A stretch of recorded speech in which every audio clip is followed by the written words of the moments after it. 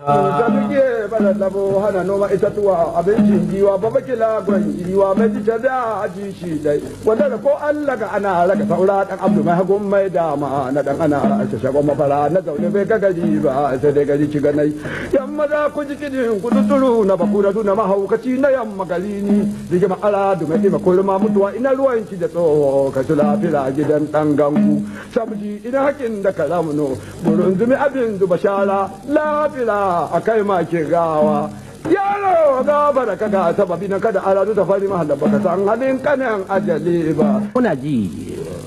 dukkin waɗanda kake wa waka ba mu taɓa jin wanda ka wasa irin shago ba. To uwan waƙoƙi ta